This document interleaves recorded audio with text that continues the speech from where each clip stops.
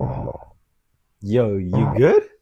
no, I haven't eaten in 10 hours. Dinner's been ready for 30 minutes now. I can't eat. I'm cutting, bro. That's not how you cut. I'll show you how to cut. Cutting means you're eating less calories than you normally would in order to burn fat while still keeping the muscle that you originally had.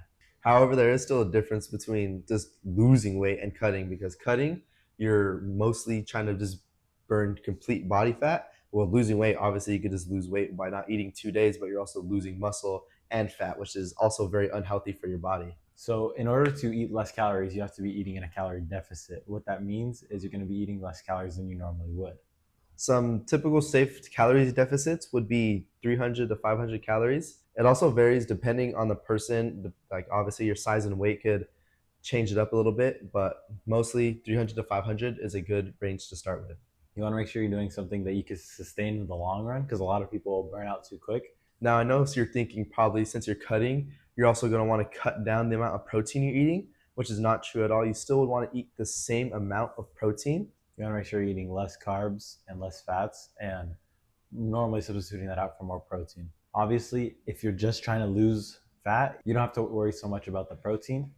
In general, you just have to worry about the calories. Let's say in a day you eat 3,000 calories. The next day, if you eat 2,500 calories of just ice cream, you're still going to lose weight.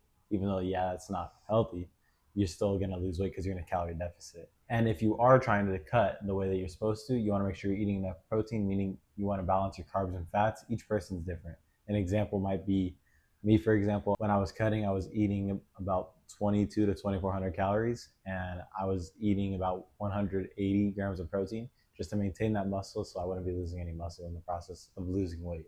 And make sure you're doing progressive overload because it's the best way to keep gaining muscle over time. Another resource that can be used is cardio. You don't have to do it if you're tracking your calories properly. If you eat in a low enough deficit, you don't have to do cardio if you really hate it, but I suggest doing it because it helps you.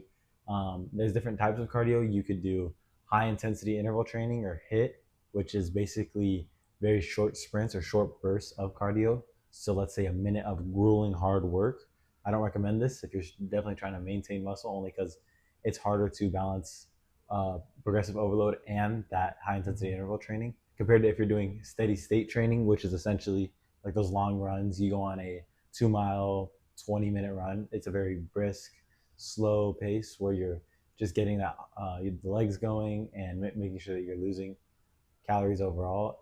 And a big thing about that, although it takes longer, it's going to be easier to maintain. It's also better to do with progressive overload, and it's better for strength gain. I bet you're wondering, what do I eat when I'm cutting? The best thing is high volume, low calorie, which is just a lot of food that just still also has a low calorie maintenance. So things like lean meats, veggies, and fruit. No, those would be like your main courses, like lunch and dinner. Some snacks are in between. We could be like low calorie drinks. A great example, if you love soda, you're like, I drink 2 sodas a day. If you take those out and substitute that for diet, although it's not really a long term, I don't recommend doing either long term.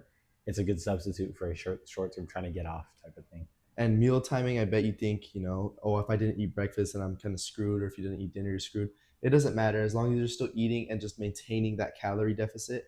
And that's all that matters at the end of the day. Obviously, some people prefer breakfast. You don't need breakfast, like we just said, but it's easier. You do breakfast, lunch, and dinner. Mm-hmm. But if you really want to, you could just do dinner, all 2,500 calories if that's what your deficit is. Another great example of things that could be of use to you is different supplements.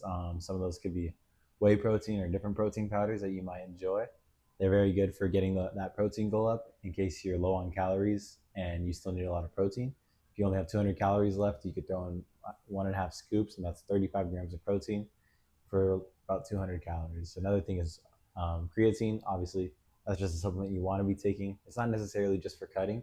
It's just a good supplement that helps your muscles retain water. It'll make your workouts better, and it'll just help you feel at first a little dehydrated, but in the long run more hydrated. You just got to be making sure you're drinking a lot of water. Another thing is different pre-workouts because your body's going to be tired because you're going to be having less food in you. You're going to want to make sure that you're taking different caffeine supplements. Obviously, I don't recommend taking a ton. You don't need them. I personally didn't. You don't have to. I'm just saying if you really are someone who feels fatigued and is feeling tired, it's a good thing to just have in your system to get you woken up. And then the last one is fat burners, which Mm-mm. are just an option. You don't need them. I don't necessarily recommend them. They don't really work like magic or anything, but you can experiment if you really want to and see if they work for you. When you first start cutting, obviously you're still going to want to eat a lot, but that's fine because it's about consistency and not perfection.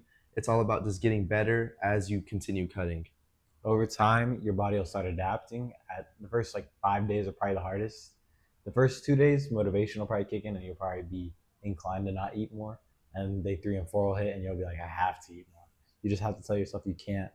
Your body doesn't really need it. You really do want it though, but you just got Mhm. to tell yourself you can't. And then eventually, your body will learn to just have what it has and not ask for anything more. Obviously, cheat days, everyone's heard of them. They're okay to have. If you think about it, it's like if you're eating 2,000 calories a day and one day you eat 3,000, you're still going to lose weight over time. That day that you ate 3,000 might set you back an extra 2 or 3 days in the long run. But it's better to lose 2 or 3 days than to lose all your progress because you were trying to stay so strict on it. Don't expect to get shredded just in 2 weeks. It won't happen overnight.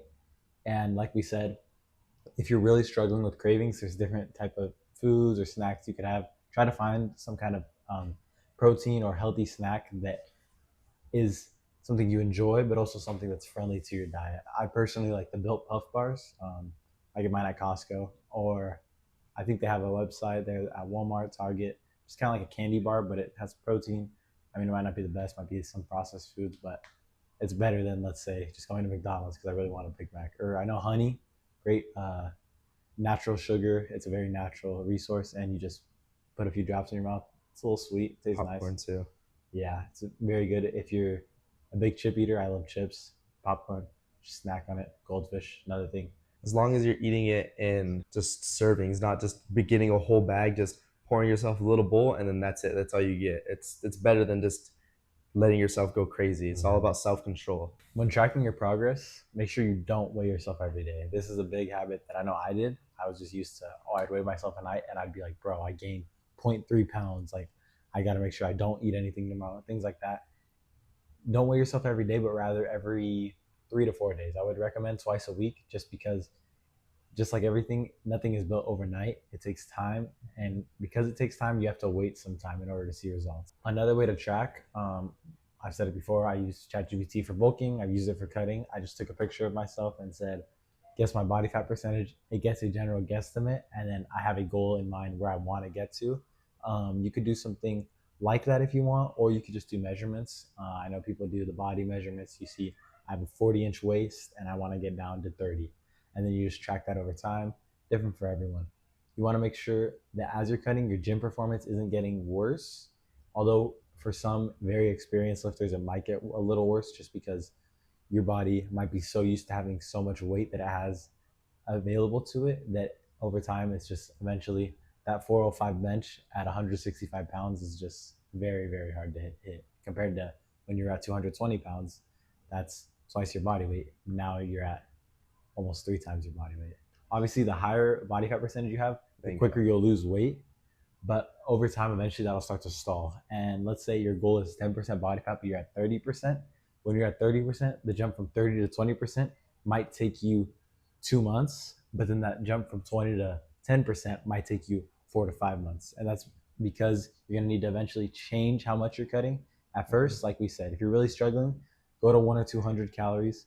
And then over time, you can increase to 300, 400, and then eventually get to whatever calorie deficit you know you need for your body to lose weight. At the end of the day, cutting isn't easy, just like bulking.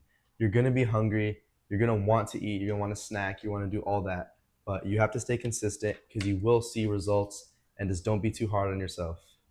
Remember, nothing's built overnight. It'll take time. After 3 or 4 weeks, you'll see a noticeable difference. And the more longer you do it, the more of a difference you'll see. Mhm. If you have any questions, let us know down below. Please consider subscribing. If you liked it, like the video. Go check out our bulking video if this is the opposite of what you want to do. Yep. And don't forget, follow our Instagram. We'll catch y'all. Later.